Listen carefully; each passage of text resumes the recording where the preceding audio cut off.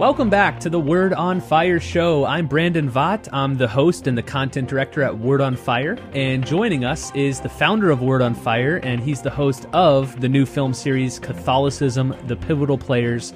He is Bishop Robert Barron. Bishop Barron, we're glad to have you. Brandon, always great to be on with you. How are you doing today? Hey, I'm doing wonderful here in Orlando. The weather's pretty nice. I know other parts of the country are struggling with all sorts of natural disasters, hurricanes, tornadoes, floods, but fires out here. Yeah, out where you are, that's right. Hey, before we get further into the episode, I wanted to share an announcement with everybody. Most of you know that the Pivotal Players film series is now available. You can get it at pivotalplayers.com, but here's something special just for you, only for listeners of this show. So we're not sharing this with anybody on Facebook, through our email list, anywhere, only for you.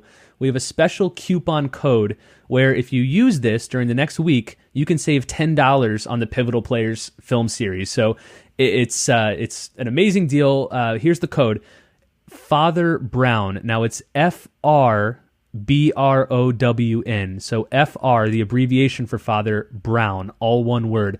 And you'll know what that means here in a second when we talk about the focus of today's episode. But go to pivotalplayers.com and use the code FRBrown to save $10 on the Pivotal Players film series. So speaking of Pivotal Players, Bishop, you recently had the world premiere of the Pivotal Players there in Los Angeles. So tell us about that event. We did. Actually, it was in Orange County. So it was at the Christ Cathedral, formerly the Crystal Cathedral, but now it's controlled by the Diocese of Orange. We had a great gathering. About 300 people came to this auditorium, and we had a little reception, and then we showed the Francis episode. And that was followed by a wonderful hour with Doug Keck at EWTN. So he has a program called Bookmark, and they did it kind of as a special bookmark. They with the audience in place.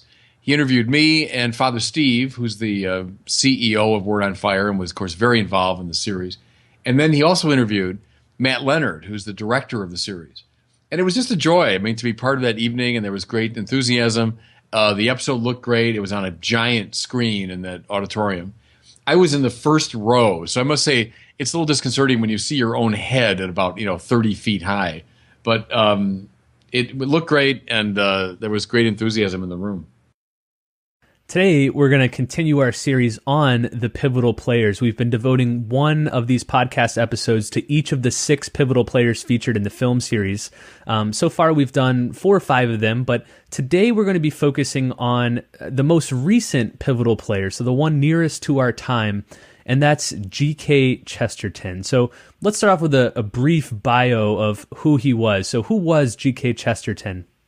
Well, he's one of my favorite figures, really, in the great Catholic tradition. He's a British journalist, and he'd be very happy to claim that title of journalist, someone who wrote for the day. Born in the late 19th century, he flourishes in the early 20th century. He dies in 1936.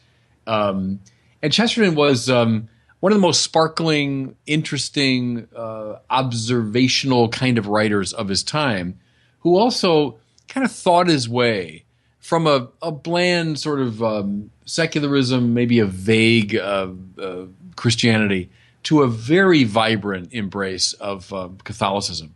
And he becomes one of the most joyful and effective evangelists for Catholicism. In fact, that's the little tag that we give him in our series. We call him the Evangelist. Because I can't think of anyone in our time who's been a more successful propagator of the Christian thing than G.K. Chesterton. One thing I'll say about him as a writer, I could go on and on, but every page of Chesterton is so rich and so sparkling that I compare it to opening a bottle of champagne. And, at times I'll confess this, it's almost too much. He's so rich and so elusive and so witty and so sharp and funny. And the sentences are so cleverly composed that it's almost too much to take in. Again, like a bottle of champagne. If you just, drink down a bottle of champagne, it'll be too much. So I think it's probably best to kind of sip at Chesterton's books and really savor them page by page. I discovered him when I was a young man. I was in the college seminary, and I didn't know him from Adam. And I signed up for a course in G.K. Chesterton, and I was taught by a wonderful Chicago priest who was a real Chesterton file, And he introduced me to the world of G.K., and I've never left that world now in the last, 35 years. You could trace the influence of many of the early mid-20th century apologists on so many other figures that we revere. I'm thinking of people like C.S. Lewis, J.R.R. Tolkien, Ronald Knox, all these figures whose legacy stretches on decades later. Fulton Sheen. Yeah, Fulton Sheen is very indebted to Chesterton. That's right, yeah. And I was going to say, Chesterton's mark is on almost every major Catholic writer and apologist of the last couple decades, wouldn't you say? Absolutely, and it's funny, I discovered him indirectly in some ways through Sheen, because you're reading his writings and wow, they're great. And then you realize when you read Chesterton, oh, that's where he got that from. Even sometimes the very phraseology Sheen is taking from Chesterton. And I don't blame him at all. I think he was stealing from the best there, And yes, I'd say anyone with the least bit of literary flair and interest in Catholicism will be interested in G.K. Chesterton. It's hard to read him without being entranced by him. So, yes, I'd say everyone involved in the work that we're involved in will love Chesterton. I want to spend some time on his style and some of his particular books here in a minute, but let's focus a little more on the man, G.K. Chesterton. He's the only married pivotal player that we're featuring in this series. So talk about what inspiration married lay people can find in G.K. Chesterton. Oh, they can find a lot. I mean, he loved his wife. He met her, very early on, and the two of them had just a wonderful relationship. And he had great reverence for her, great devotion to her. They couldn't have children, and that was a great burden, because Chesterton loved children and had a great kind of ease with children. And I think it broke their hearts, but they found a way to cultivate other types of spiritual parenthood, let's say. And I think just in their devotion to each other, their great love, and the way they handled the fact that they couldn't have children, I think is a great sign that married people can find holiness. And there, they anticipate Vatican II. Maybe when they were coming of age, it wasn't taken for granted, that, lay people, ordinary lay people, so to speak, can seek a radical holiness. But of course they did, and Vatican II confirmed that idea. So I think Chesterton would be way ahead of the game. And I do think married people can take great inspiration from him and from his wife. To the other pivotal player who you might match up with Chesterton, you might put John Henry Newman alongside him, another English convert. But I think it's interesting, too, to pair him with Michelangelo, both laymen and both artists in their own way. One a sculptor and a painter, one an artist with words. Talk about how both of them use art and beauty as a route of access to God. I made the point in the series that Chesterton trained to be an artist. He goes to the Slade School of Art in London. He didn't go to Cambridge or Oxford. And he trained not to be a writer, but to be an artist. He remains his whole life long interested in drawing and in making toy theaters and puppets and things like that. There was always a playful quality to his artwork. He wouldn't have been characterized as a great artist, but there's something wonderful and winsome and playful about his art. But I do think the fact that he approached it through the arts deeply influenced his writing. You don't find, even though the man knows how to formulate a knockdown argument when he wants to, but you don't really find that rationalistic, argumentative thing. You find a much more lyrical sort of approach, which I think is more characteristic of an artistic temperament and sensibility. And I think that's wonderful. It's a wonderful lesson for apologists. Argument, yes, when it's appropriate. And I'm a great advocate of well-formulated, well-crafted argument. But as Chesterton himself would say, there are 1,000 doors in to the Catholic thing. And some people don't respond to argument very well. Either they're not interested, it's not their frame of mind, they don't think that way. So find something else. And he found lots of other ways into the Catholic thing. You've often said that effective evangelization commences with joy. How does G.K. Chesterton exhibit this? Yeah, better than almost anybody. The Happy Warrior comes to mind. When I was a kid, that was given to Hubert Humphrey. I think Al Smith, though, the first serious Catholic candidate for president, got that title back in the 1920s. But I would ascribe it to Chesterton, a happy warrior. So he battled away for the Catholic faith, absolutely, and he took on its opponents, but he always did so in a winsome spirit and never allowing himself to devolve into bitterness, nor into a personal dislike for his opponents. The best example there is his famous friendship with George Bernard Shaw, the great Irish playwright. The two of them could not have been more different. Physically, first of all, Chesterton was a big, heavy guy, and Shaw was as thin as a rail. Shaw was a teetotaler. Chesterton loved to drink. And most importantly, Shaw was an atheist, or at least an agnostic. And Chesterton was a devout Catholic. But nevertheless, the two of them had this very rich friendship. They loved each other, I think it's fair to say. And I've always taken that as a great model of how to do this kind of evangelical work, that we get in the lists, we get into the arena, we're going to do some battle, but you never end up hating your enemy. You defeat the purpose then. I think he's probably the master of the 20th century of separating ideas from people, wouldn't you say? Yeah, and that's a very important distinction. Hate the ideas, maybe, but love the person who's propagating them. Hate what they're saying, but don't forget that behind what they're saying is a person whom you're obliged to love. And we're not here to win arguments. We're here to win souls. And that's a very important distinction. I'll confess a certain amount of guilt about that if you're especially in the internet forum and you're going back and forth and I want to win this argument. No, I want to win that soul. And if you're winning the argument, but you're so obnoxious that you're losing the soul, then what's the point? Chesterton knew that distinction. We've already covered several qualities of Chesterton's writings, this sort of bubbly, effervescent style, this emphasis on joy. He's also known for his heavy reliance on paradox. Why did Chesterton love the paradoxical? I think he knew that the supernatural is best gotten at through puzzle and poetry and paradox rather than through direct speech. Our eagle eyes look out at things in this world and we can engage in direct speech about them. Think of the way a scientist might operate. But I think the great figures know the deeper you go and the higher you go, the less appropriate that approach is. When you get to the really deep things, and that's true, by the way, in the sciences, go into the really high levels of physics, and you'll find a lot of poetic kind of language. You'll find that the ordinary, straightforward speech breaks down, and things like poetry, puzzle, and paradox take over. Well, I'd say a fortiori, that's true of the things of God. For example, in Christianity, the supreme paradox, that God is one and many, that God is one and three. Talk about puzzle, paradox, and poetry at the very heart of our theology.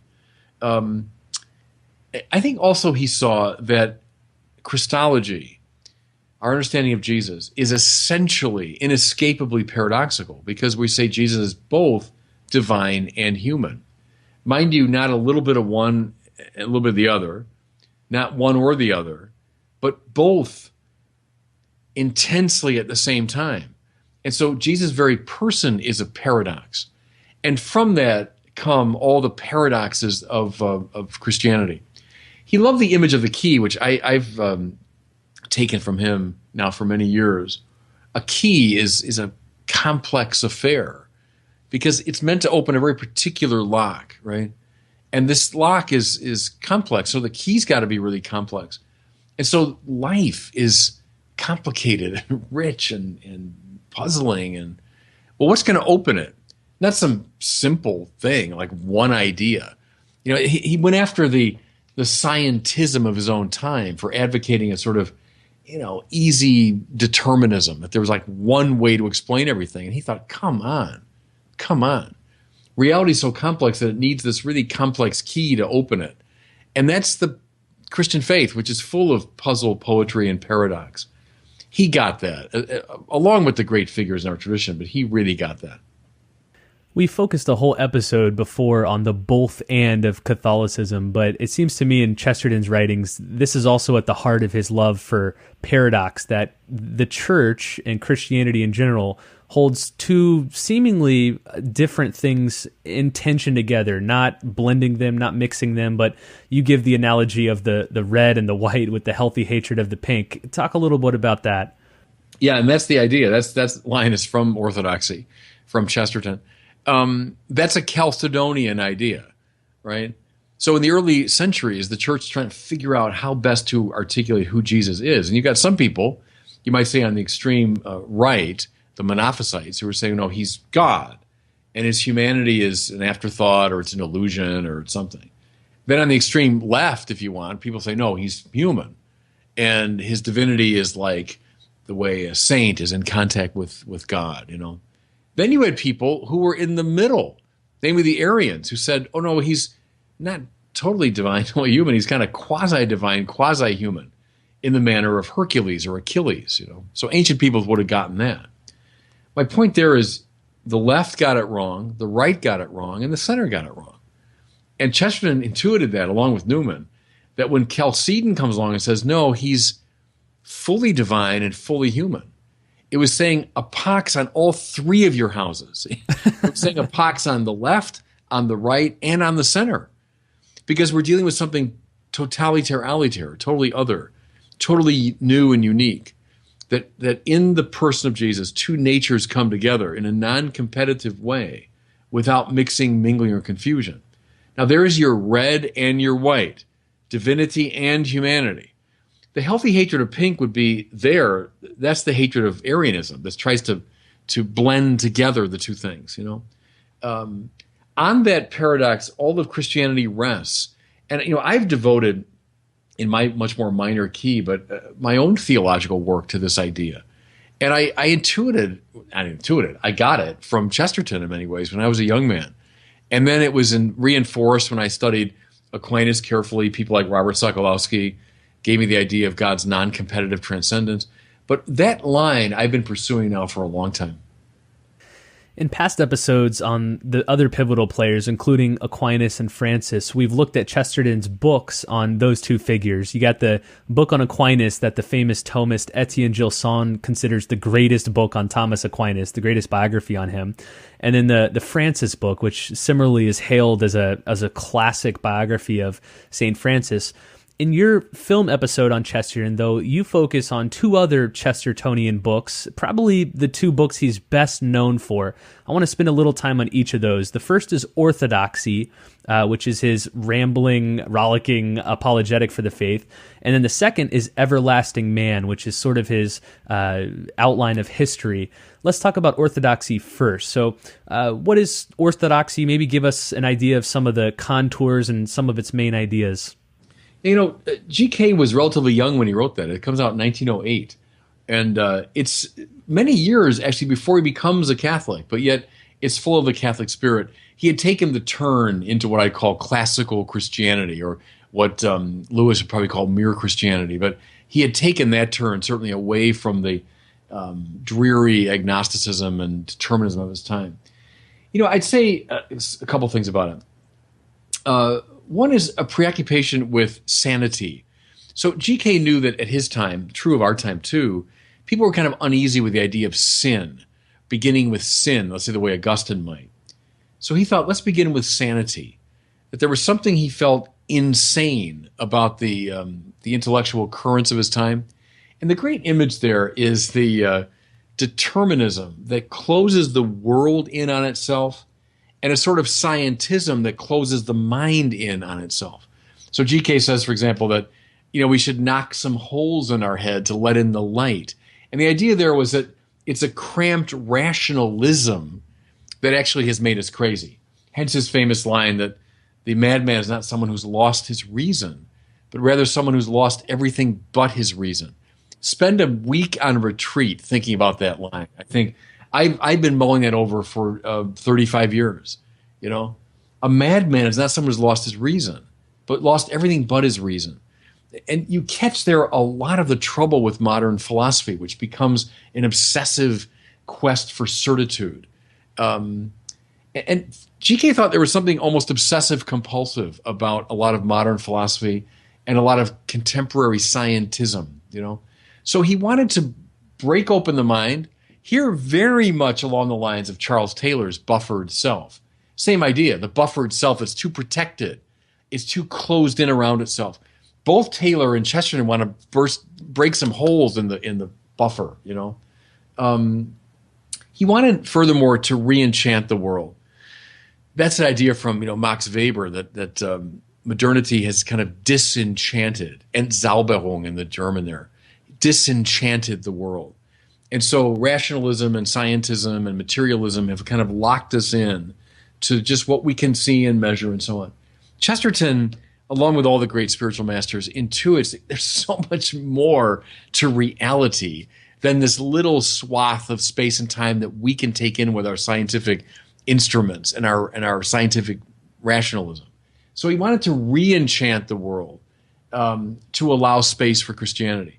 One of his most brilliant moves, I think, it's in a chapter called The Ethics of Elfland, is the way he plays with David Hume, one of the most notorious materialists and anti-theists of modern times. But G.K. turns him on his head, because Hume had said that, we don't really see causality. All we see is succession. We see this, then that. And we don't really see the fact of causality. And so G.K. took that as a way in to say, yeah, things aren't as determined as determinism thinks they are. How come things happen? We can't say, well, that's the way it has to be. No, things happen a little bit magically, a little bit unpredictably, without any compulsion coming from their nature. And so the famous example he gives is, how come the sun comes up over and over again? Well, there's nothing in the nature of the sun that should compel us to say it's got to come up every morning. Rather, he said it's like the exuberance of a child, who, when he hears a story, he says, tell me it again. When he sees a great magic trick, he says, do it again. And so God, like a child, G.K. says, sees the sunrise and says, do it again, do it again. But see, he uses Hume himself to make that argument, which I think is a very clever move. Anyway, I'm giving you the vaguest sense of the sparkling beauty of Chesterton's prose and the marvelous insight of his ideas. Let's turn now to his other most famous book. It's called The Everlasting Man. Many people consider this to be his masterpiece. First, talk about its origin. This book was really written in response to another book, wasn't it?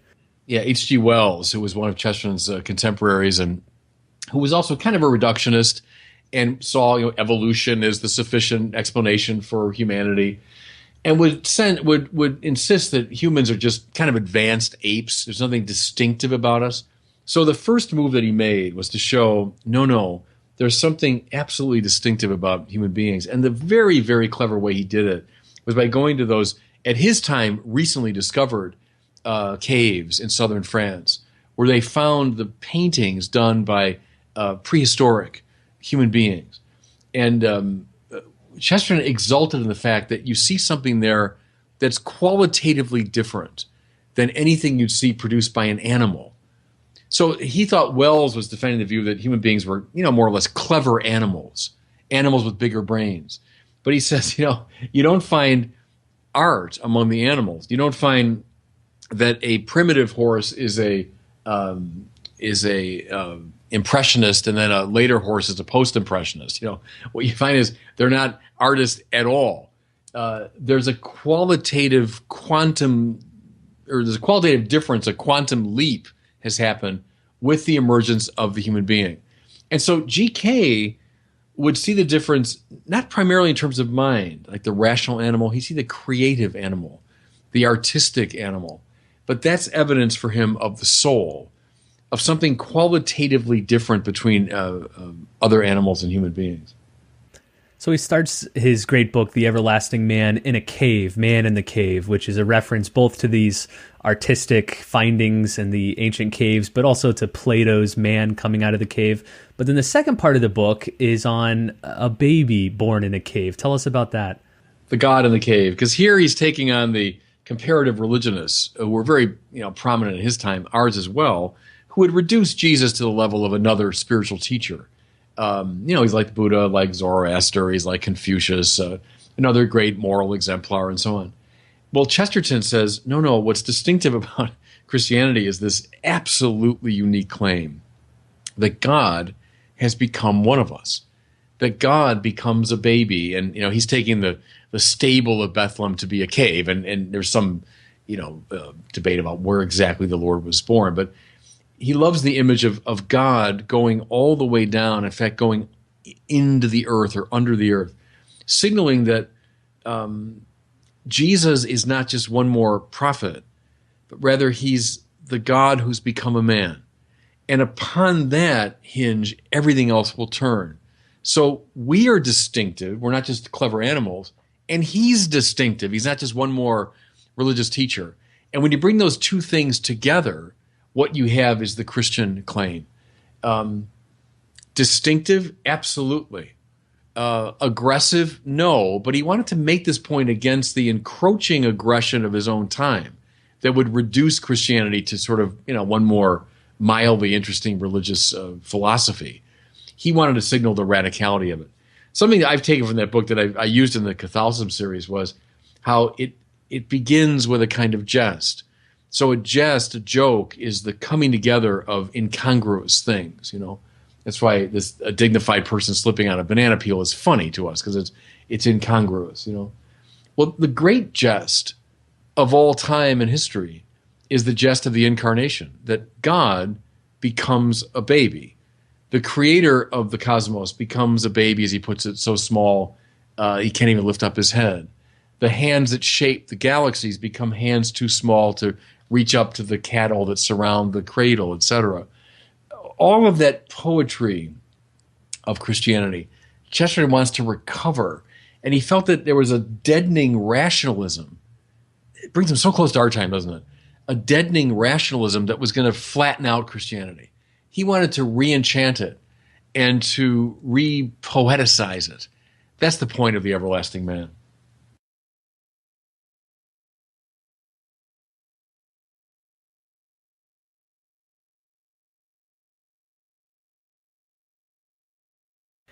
If you haven't read any of G.K. Chesterton and you're looking for a good entry point, I'd recommend a couple things. First, his book Orthodoxy is a really standalone single volume encapsulation of the Chestertonian thing, the Chestertonian spirit. Also, check out the American Chesterton Society's website. They have a lot of helpful articles and reading guides. And then finally, watch the episode on G.K. Chesterton from our new film series, Catholicism, The Pivotal Players. Again, you can get it today with a special discount by using the code Father Brown, F-R Brown, all together, one word. You save $10 on the film when you order that today.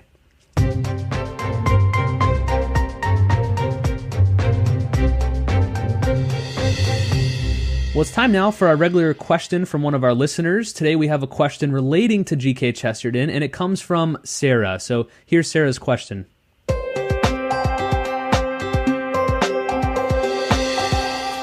Hello, Bishop. My name is Sarah, and I am calling from Green Bay, Wisconsin.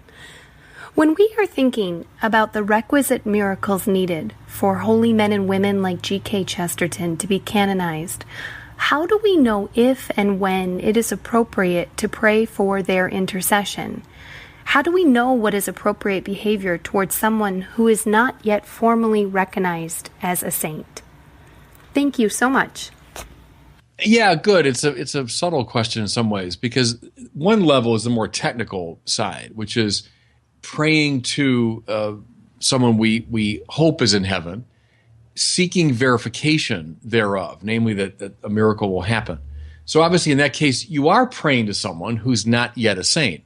In the process of someone becoming a saint, I think you go through several stages. You're a servant of God, and then you're blessed eventually, etc. I think it's when you're a servant of God that people can formally begin to pray, asking for that person's intercession. Now, that's the technical side of it. There's a less technical side, more general side. I think my grandmother, my father, I asked both of them to intercede for me. I'm not formally requesting a miracle that they might be canonized, but I am, I think, reaching out to them within the mystical body of Jesus. Just as I ask someone living here on this earth to pray for me, I can ask someone in the mystical body in heaven or in purgatory to pray. So I think in that less formal way, there's not some absolute verification there in heaven, but I think you can pray. And then in the technical sense, I would wait until someone is named, I think it's servant of God. Then you can begin in a very formal way to ask for a miracle to verify that person's in heaven. Well, thanks so much for listening to this episode. One more time, I want to encourage you to visit pivotalplayers.com, check out the film series, pick up your copy by using the coupon code FRBrown, Father Brown. Father Brown, by the way, is one of G.K. Chesterton's fictional figures. He's the priest detective in some of his most famous short detective stories. So use that coupon code, Father Brown. Also, on the pivotalplayers.com website, we have several behind-the-scenes videos from Bishop Barron's filming trips throughout England, specifically from the G.K. Chesterton episode. So go there, and right now you can watch some great clips from Chesterton's tomb, from the churches he's visited, from the pubs he was at. So be sure to visit pivotalplayers.com. Thanks so much for listening, and we'll see you next week on the Word on Fire show.